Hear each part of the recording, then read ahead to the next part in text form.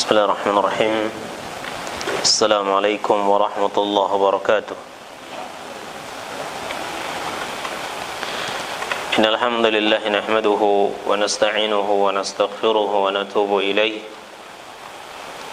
ونعوذ بالله من شرور أنفسنا وسيئات أعمالنا من يهده الله فلا مضل له ومن يضلل فلا هادي له أشهد أن لا إله إلا الله وحده لا شريك له وأشهد أن محمدا عبده ورسوله لا نبي بعده وصلى الله وسلم عليه وعلى آله وأصحابه ومن صار على نهجه إلى يوم القيامة أما بعد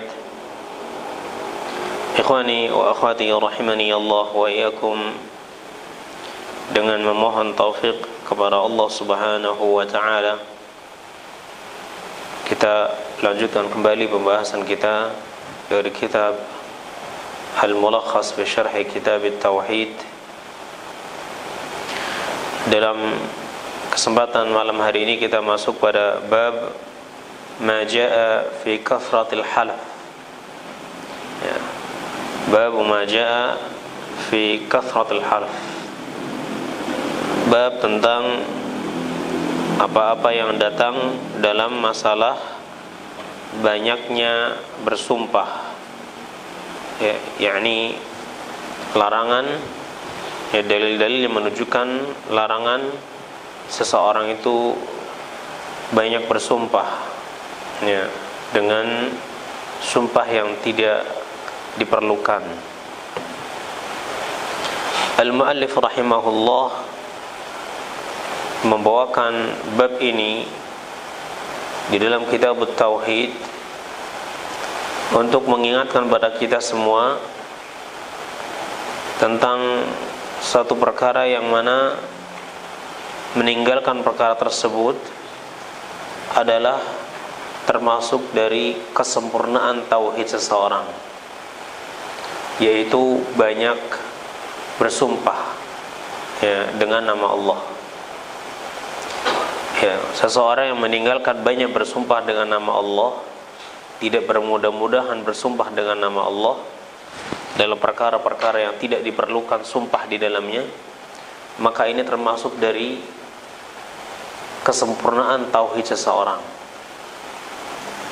Karena Allah Azza wa Jalla adalah zat yang maha agung, ya, nama-namanya juga agung, maka tidak selayaknya orang itu merendahkan nama-nama Allah Subhanahu wa taala dengan menggunakannya, ya, di dalam sumpahnya yang dia tidak membutuhkan untuk bersumpah, ya, dalam perkara tersebut. Ya, ini sumpah di dalam perkara tersebut tidak ada maslahatnya, ya, maka meninggalkan sumpah pada perkara tersebut ini menunjukkan bahwasanya dia orang yang mengagungkan nama Allah Subhanahu wa taala, dan itu menunjukkan tentang kesempurnaan tauhidnya.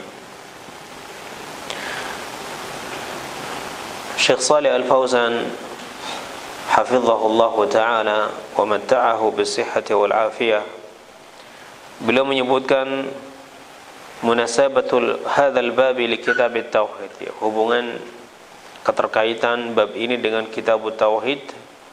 Beliau mengatakan anna min kamalit tauhid ihtiram ismillah, anna min kamalit tauhid ihtiram ismillah wa adam imtihanihi bi kathratil halaf, lianna dhalika yadullu ala istighfafi bihi wa adam ta'zimi lah. Jadi bahwasanya termasuk daripada kesempurnaan tauhid seseorang adalah dengan memuliakan nama-nama Allah Subhanahu wa taala dan tidak merendahkannya dengan banyak menggunakannya dalam sumpah, dengan banyak bersumpah.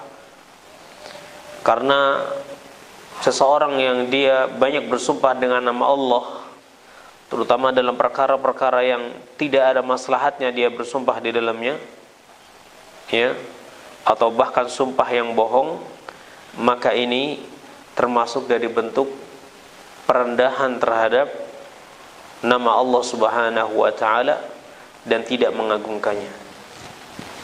Jadi kaum muslimin dan muslimat yang dirahmati oleh Allah Subhanahu wa taala, Allah Subhanahu wa taala adalah sesuatu yang sangat agung di dalam hati seorang yang bertauhid.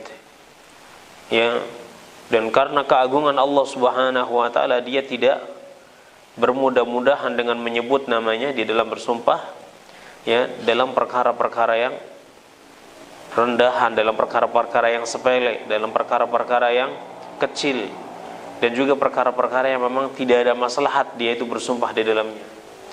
Dan yang mendorongnya untuk melakukan hal tersebut, yakni untuk meninggalkan banyak bersumpah, ini karena ingin mengagungkan Allah Subhanahu wa taala.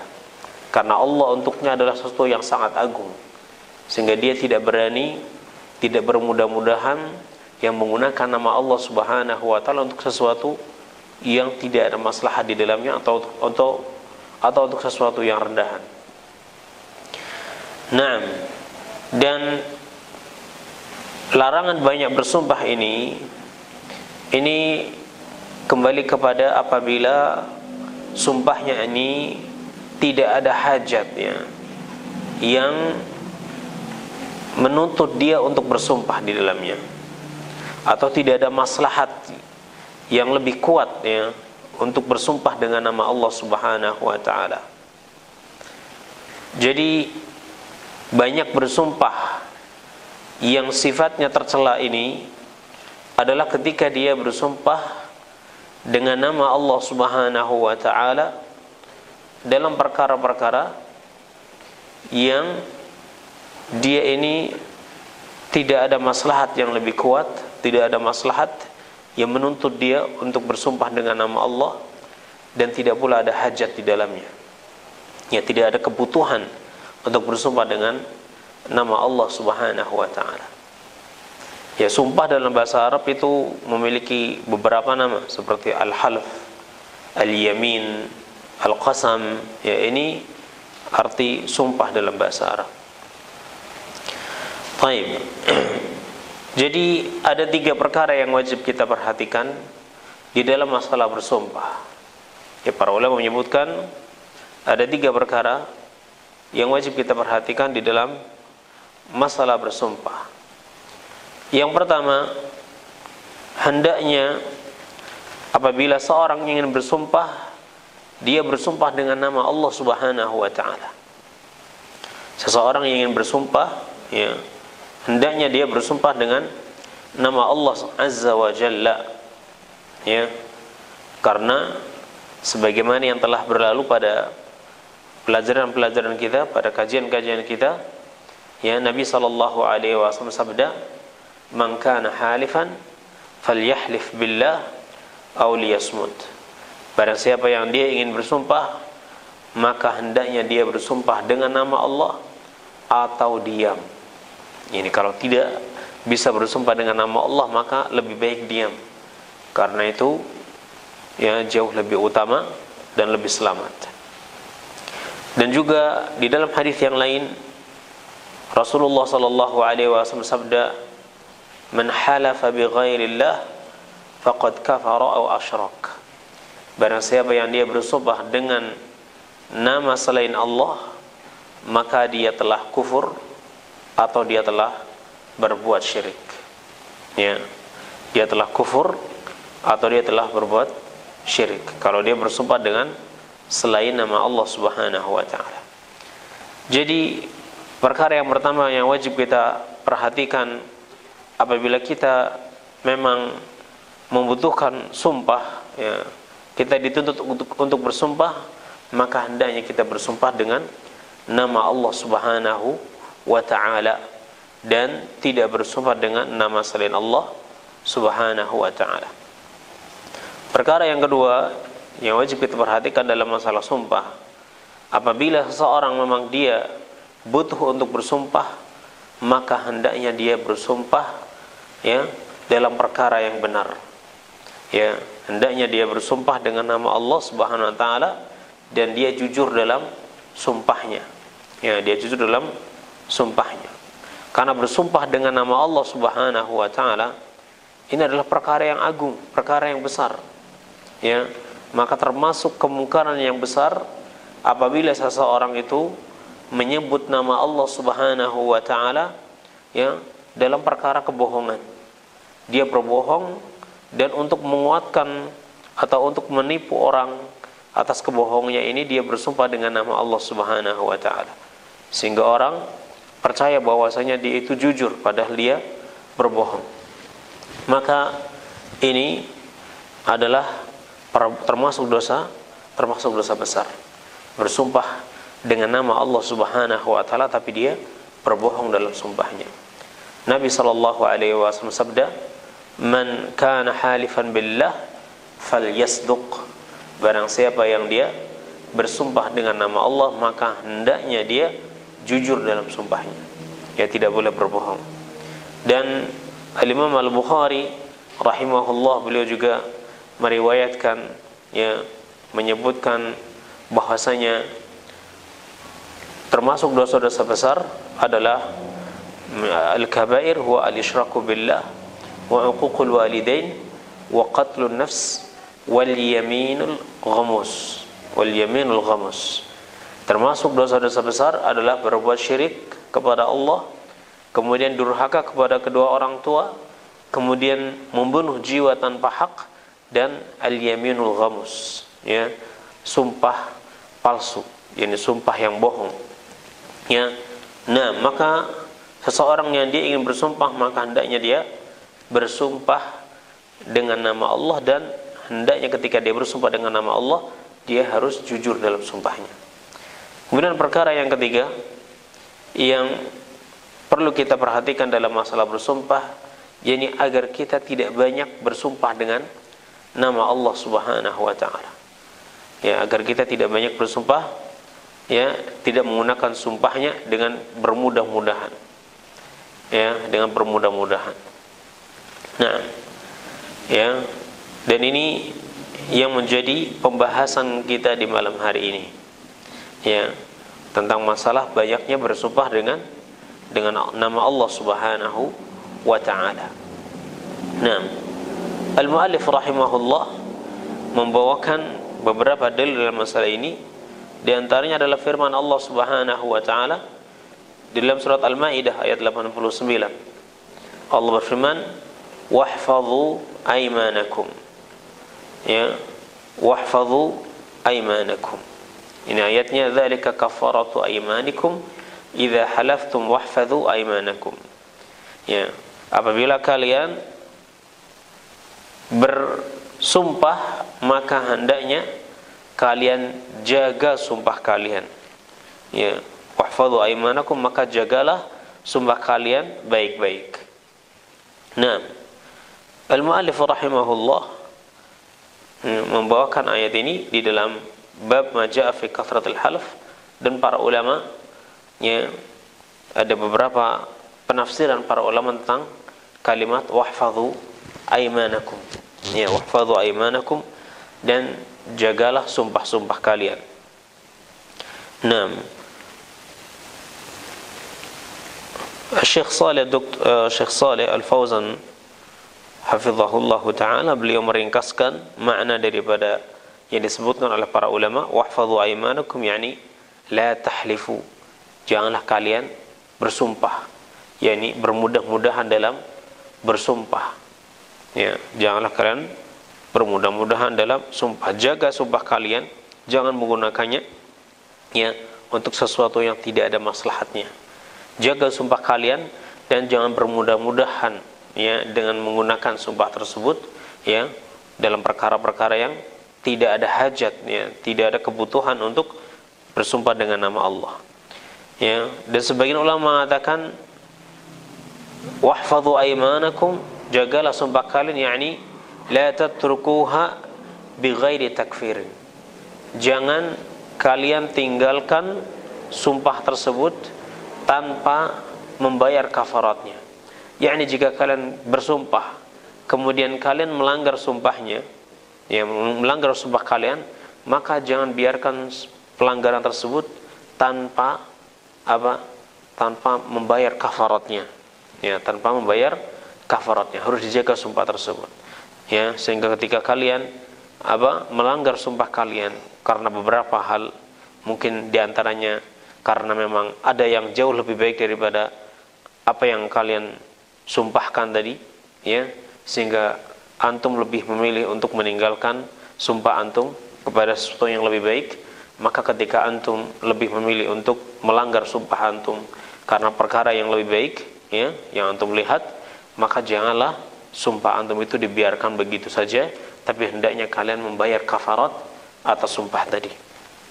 Nah, dan ada yang mengatakan la tahnathu. Ya, ada yang berpendapat wahfadhu aymanakum, dan jagalah sumpah kalian, yakni la tahnathu, janganlah kalian melanggarnya. Ya, jangan kalian melanggarnya. Ya, ini beberapa tafsiran para ulama tentang masalah tentang kata wahfadhu aymanakum, dan janganlah kalian wahfadhu aymanakum, dan jagalah sumpah kalian, yakni la tahlifu au aqallu minal halaf. Jangan kalian bersumpah, jangan kalian banyak bersumpah. Ya, ini jangan kalian bermudah-mudahan yang mengobrol sumpah, ya, dalam perkara yang kecil maupun perkara yang besar, dikit-dikit sumpah, dikit-dikit sumpah. Ini bukan perkara yang baik. Ya, maka jaga sumpah kalian, karena bersumpah dengan nama Allah ini perkara yang agung. Ya, maka hendaknya dijaga betul-betul, jangan digunakan untuk, ya, bermudah-mudahan menggunakannya, ya, untuk perkara-perkara yang kecil, ya, atau perkara-perkara yang memang tidak butuh seseorang itu bersumpah di dalamnya. Ya. Nah, tapi hendaknya dia menjaga sumpah tersebut, karena sumpah ini adalah perkara yang agung di dalam hatinya. Karena sumpah itu berarti menggunakan nama Allah Subhanahu wa taala. Ya. Nah, maka tidak Anda bersumpah dengan nama Allah kecuali dalam perkara yang memang Anda butuh untuk bersumpah di dalamnya. Ya, kecuali pada saat Anda memang butuh untuk bersumpah di dalamnya. Dan apabila tidak butuh, maka enggak perlu menggunakan sumpah, ya, dalam rangka mengagungkan nama Allah Subhanahu wa taala. Wahfadhu aymanakum. Ya.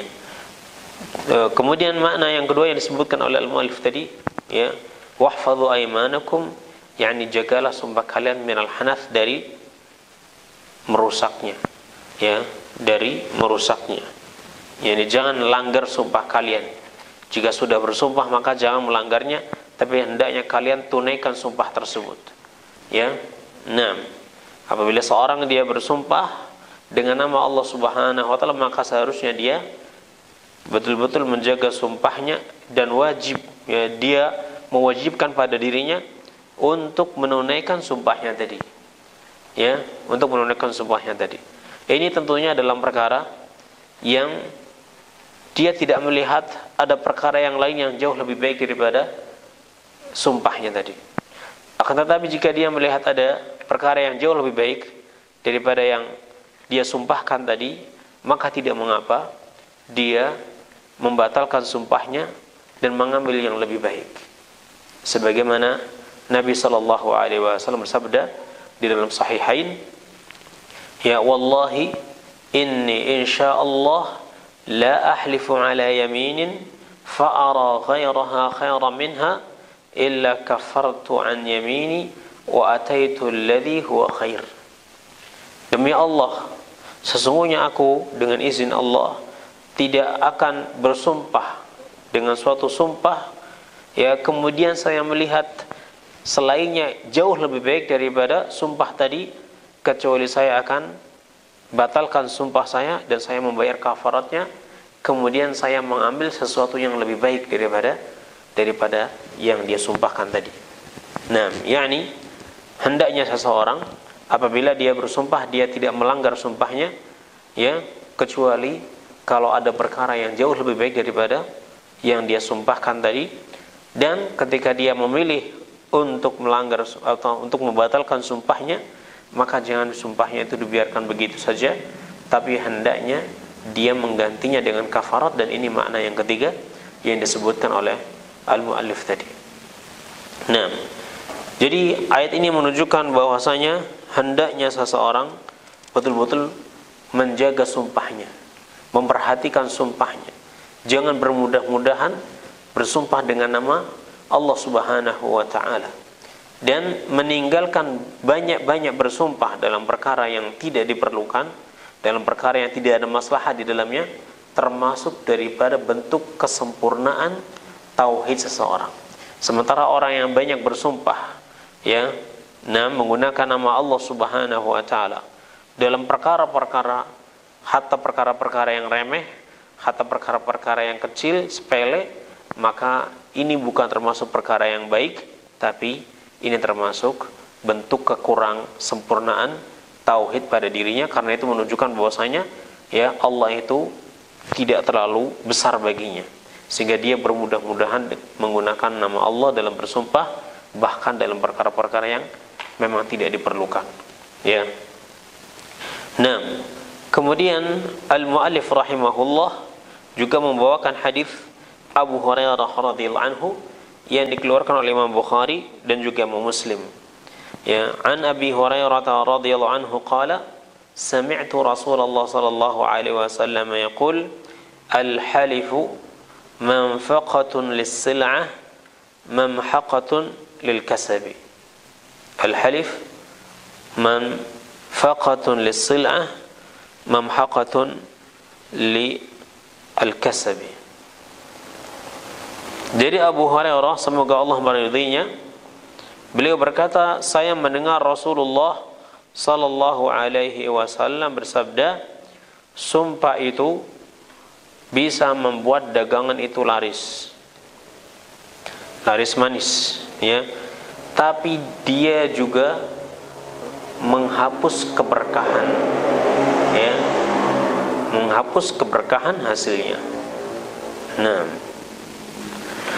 hadis ini dikeluarkan oleh Imam Bukhari di dalam sahihnya pada nomor hadis 2087 dan Imam Muslim pada nomor hadis 1606. Ya. Di dalam hadis ini Nabi sallallahu alaihi wasallam menyebutkan bahwasanya sumpah itu manfaqatun lis-sil'ah. Manfaqatun yakni menjadikan dagangnya itu laris. Ya. Dagangnya itu laris. Hal itu dikarenakan seseorang, ya, penjual, apabila dia bersumpah atas barang dagangannya supaya orang-orang itu membeli, ya, dagangan tadi, ya, misalnya dia mengatakan demi Allah, ya, barang saya ini bagus, ya, supaya orang-orang itu banyak beli, atau dia katakan saya beli ini demi Allah, saya beli ini dengan harga sekian, ya, biar orang itu bisa membelinya dengan harga yang mahal, ya.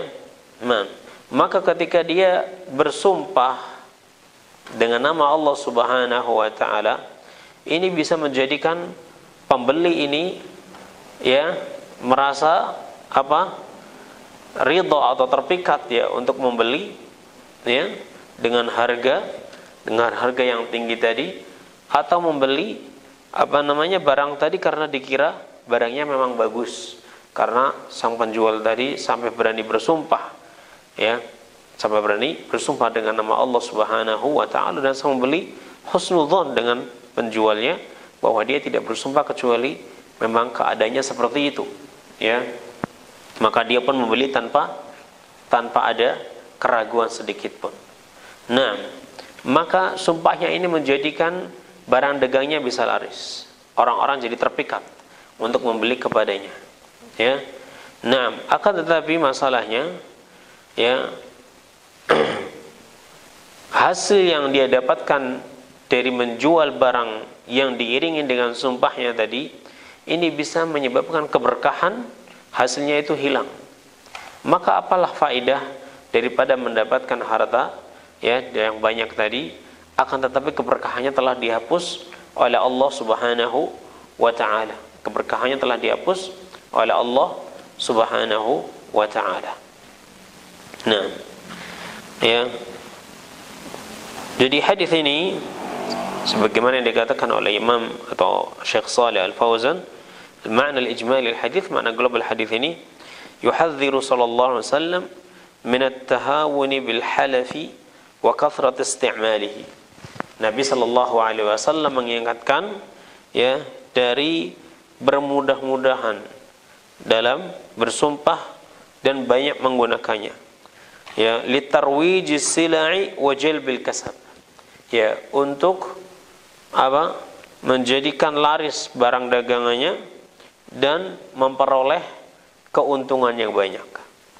Ya, ini dilarang oleh Nabi sallallahu alaihi wasallam. Ya, dia sampai merendahkan nama Allah Subhanahu wa taala ya demi mendapatkan keuntungan ya dari dagangannya.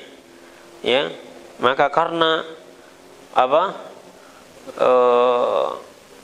Tidak beradabnya dia dengan Allah Subhanahu wa taala, karena kelancangannya dia ya terhadap Allah Subhanahu wa taala dengan berani bersumpah ya bohong atau banyak bersumpah ya dalam dagangannya, ini menjadikan ya Allah itu menghapuskan keberkahan dari dagangannya tadi, keberkahan dari hasil dagangannya tadi.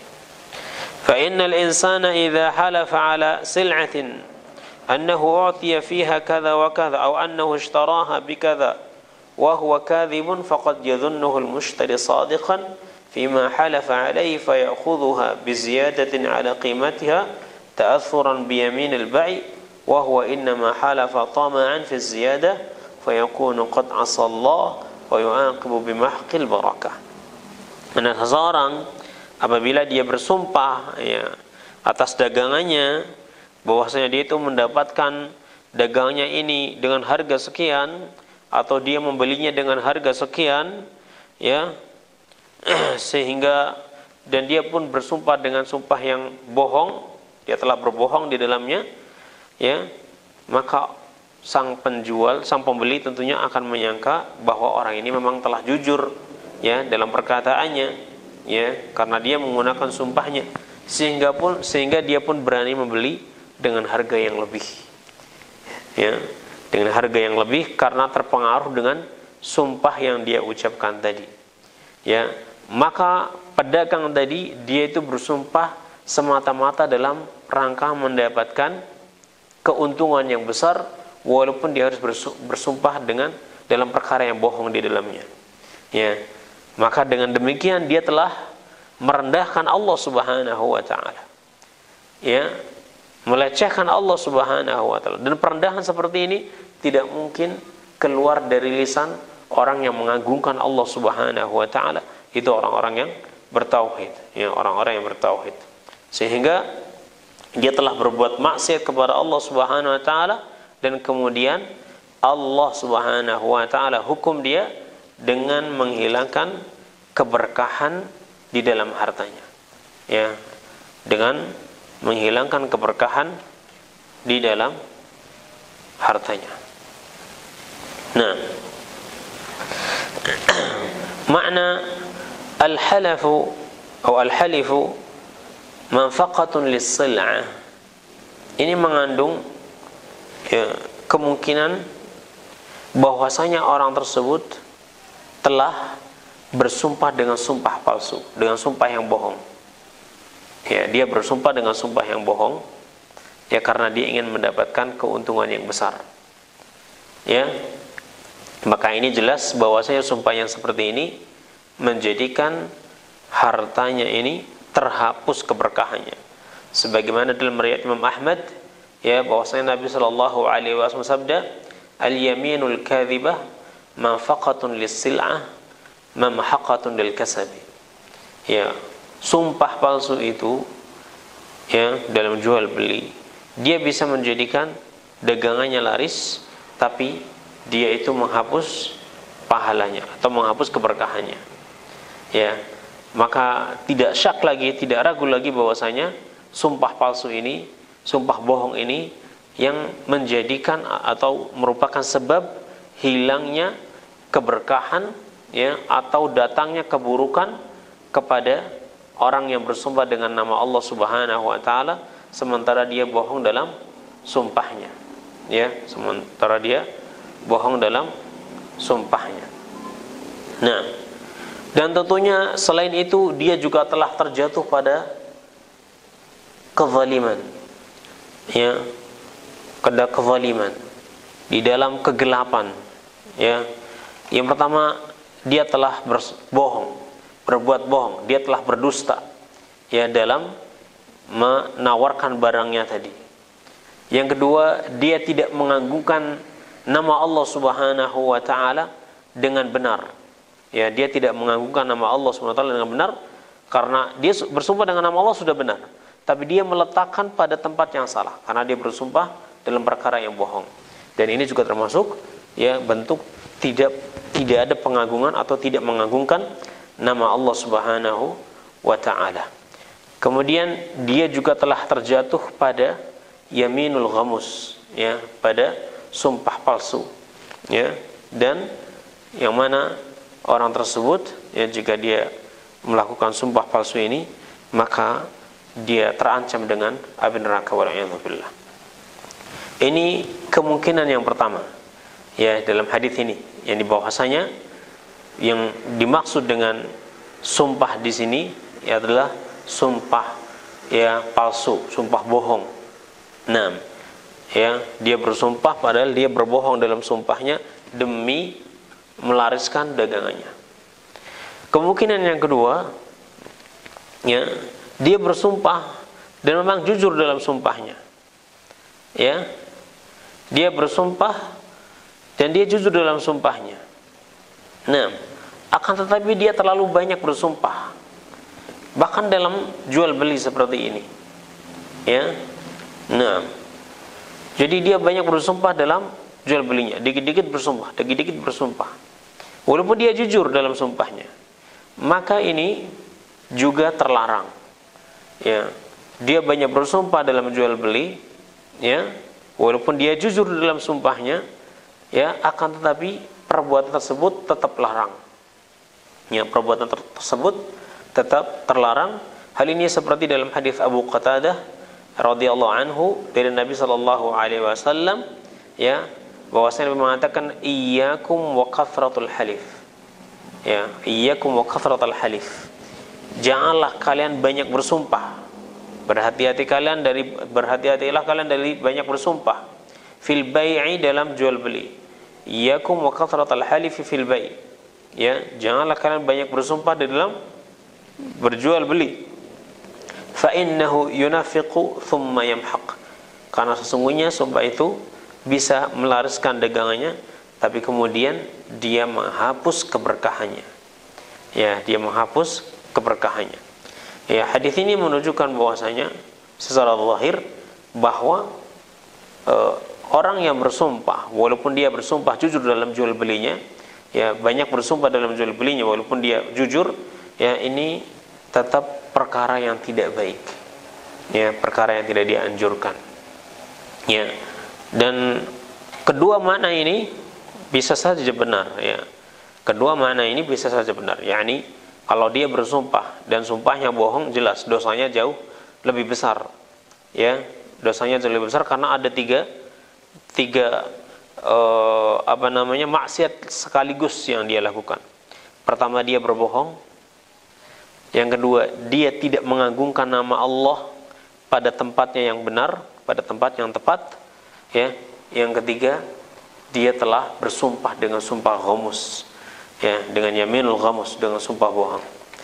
Ya, tapi kalau dia bersumpah dan sumpahnya jujur, sumpahnya benar dalam dagangannya, ya, ini juga tetap terlarang karena ya tidak selayaknya seorang itu bersumpah ya dalam perkara jual beli, ya, dalam perkara jual beli, dan dia banyak bersumpah demi melariskan dagangannya tadi. Ya, jadi dia itu banyak menggunakan sumpahnya itu tujuannya biar mendapatkan keuntungan yang besar, biar dagangannya laris. Ya, sehingga dia menggunakan nama Allah demi melariskan dagangannya. Dan ini tentunya juga tidak selayaknya dia melakukan hal tersebut. Jadi bersumpah dengan nama Allah, ya, dengan tujuan supaya barang dagangnya laris itu sumpahnya tidak pas. Ya, dia tidak menempatkan sumpahnya pada tempat yang baik, pada tempat yang tepat. Ya, nah, sehingga sebaiknya seorang itu dia tidak bermudah-mudahan dalam bersumpah bahkan walaupun sumpahnya itu benar, jujur, ya, ketika dia berjual beli. Bersumpah ketika memang dibutuhkan, ya, dan mengandung maslahat yang besar, ya, dan mengandung maslahat yang besar, ya. Nah, maslahat, apalagi itu maslahat umum, ya. Nah, maka ketika itu dia boleh bersumpah, ya, karena memang maslahatnya lebih besar, ya, apalagi untuk masyarakat, untuk maslahat yang luas, tidak semata-mata maslahat pribadi, ya, atau memang karena keadaan yang menuntut dia untuk bersumpah. Nah, dan larangan ini juga akan disebutkan oleh al-muallif rahimahullah pada hadis yang berikutnya, ya, pada hadis yang berikutnya yang dibawakan oleh muallif ini juga menegaskan kembali tentang larangan seseorang itu banyak bersumpah, ya, karena ada 3 kelompok manusia yang nantinya mereka tidak diajak bicara oleh Allah Subhanahu wa taala pada hari kiamat, tidak dilihat olehnya dan tidak disucikannya. Di antaranya adalah apa? Al-mannan wal munafiqu li sil'atahu bil halifil kadhib, ya, al-musbil, izarahu al-musbil, kemudian al-mannan dan al-munafiq sil'atahu bil halifil kadhib, ya. Yang ketiga yaitu dia bersumpah, ya, dengan nama Allah untuk melariskan dagangannya, ya, untuk melariskan dagangannya. Nah, taib, ikhwani wa akhwati rahimani Allah wa yakum, untuk malam hari ini kita cukupkan sampai di sini. Insyaallah, ya, kita akan lanjutkan membahas hadis-hadis berikutnya, ya, dalam masalah atau dalam bab ini. Tapi sebelum kita tutup, kita bacakan terlebih dahulu munasabatul hadits lil bab yang ditulis oleh Syekh Shalih Al-Fauzan. Hubungan hadis ini dengan bab, anna fihi at-tahdhira min isti'malil halifi li ajli tarwij as-sila'i wa bayan ma yatarattabu ala dhalika min ad-darari. Ya, bahwasanya terdapat dalam hadis ini ancaman atau peringatan yang keras dari menggunakan sumpah, ya, dengan tujuan untuk melariskan dagangan, ya. Dan dijelaskan pula di dalamnya tentang akibat, ya, yang akan menimpanya, ya, dari madarat, ya, apabila dia itu banyak bersumpah dengan nama Allah, ya, apalagi sumpahnya bohong, berupa dihapuskannya keberkahan di dalam hartanya. Nah, ma yustafadu minal hadits, faedah hadis ini yang pertama, at-tahdhiru min isti'malil halif li ajli tarwij as-sila' li'anna dhalika imtihanun lismillah ta'ala wa huwa yunqisu at-tauhid, ya. Jadi peringatan yang keras dari menggunakan sumpah demi melariskan barang dagangannya, karena hal tersebut termasuk bentuk penghinaan, ya, perendahan terhadap nama Allah Subhanahu wa taala, dan itu mengurangi kesempurnaan tauhid seorang muslim. Yang kedua, bayanu ma yatarattabu 'alal aimanil kadzibah minal madar. Ya, yang kedua, yakni menjelaskan tentang akibat daripada sumpah bohong, dari madarat-madarat yang akan menimpanya, yang diantaranya adalah hilangnya keberkahan di dalam hartanya. Ya, yang ketiga, annal kasbal haram atau annal kasbal haram wa in kathurat kamiyatuhu fa innahu manzu'ul barakah la khaira fihi. Bahwasanya, ya, hasil yang haram walaupun itu banyak, ya, kuantitasnya banyak, jumlahnya banyak, ya, akan tetapi kalau dicabut keberkahannya, maka tidak ada kebaikan sedikit pun di dalamnya. Nah, ini beberapa faedah daripada hadis yang kita bahas dalam bab ini. Semoga Allah Subhanahu wa taala memberikan taufiknya kepada kita semua dan menjadikan kita termasuk orang-orang yang mendengarkan kebaikan dan mengamalkannya semata-mata karena mengharapkan ridha Allah Subhanahu wa taala. Sampai di sini, wallahu a'lam bishawab. Sallallahu ala nabiyyina Muhammadin wa ala alihi wa sahbihi ajma'in. Subhanakallahumma bihamdik asyhadu an la ilaha illa anta astaghfiruka wa atubu ilaik. Wassalamualaikum warahmatullahi wabarakatuh.